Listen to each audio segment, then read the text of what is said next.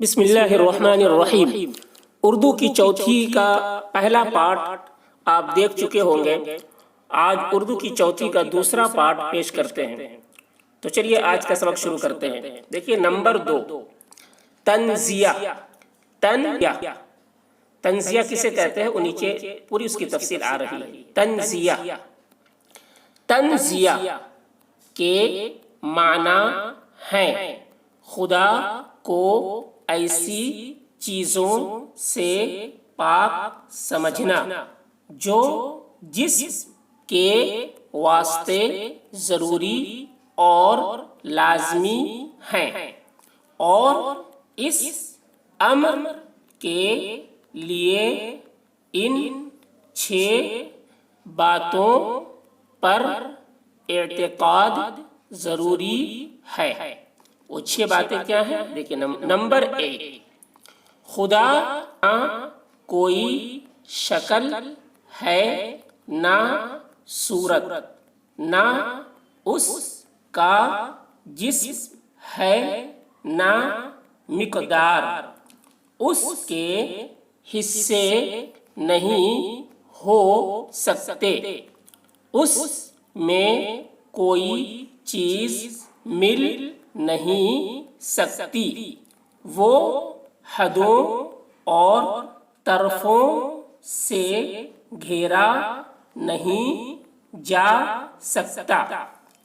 Number 2، وہ کسی خاص جگہ میں نہیں ہے، عرش پر ہے، تو جس طرح اس نے خود فرمایا کہ نہ عرش کو چھوتا ہے، اس پر جم کر جگہ پکڑے ہوئے ہے، نہ اس میں حلول کیے ہوئے ہے، اور چیزوں کی طرح ایک جگہ سے دوسری جگہ آتا جاتا نہیں۔ یہ عرش اس کو اٹھائے ہوئے نہیں ہے، بلکہ عرش اور اس کے اٹھانے والوں کو اس نے اپنی قدرت سے اٹھا رکھا ہے۔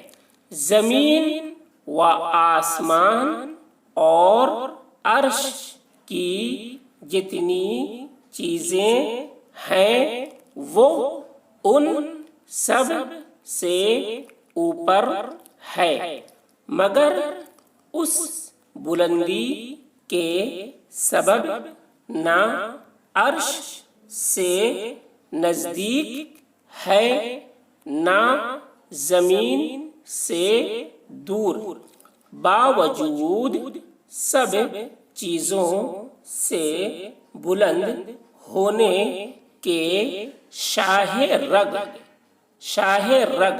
سے بھی زیادہ سب سے نزدیک ہے، نہ وہ کسی چیز میں حلول کرتا ہے، نہ اس میں کوئی چیز حلول کرتی ہے، وقت ہو یا مکان اسے گھیر نہیں سکتا، ان کے ہونے سے پہلے موجود تھا، اور جیسا پہلے تھا ویسا ہی اب بھی ہے۔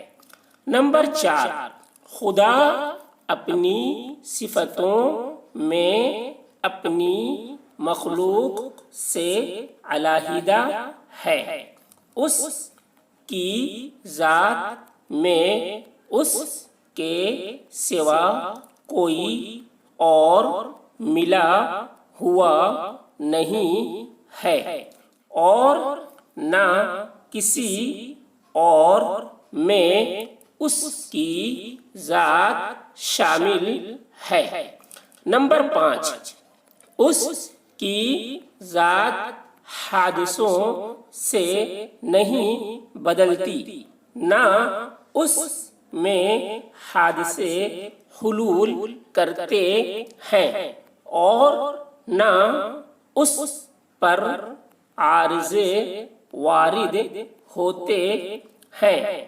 وہ اپنی صفتوں کے کمال میں فنا اور زوال سے پاک ہے۔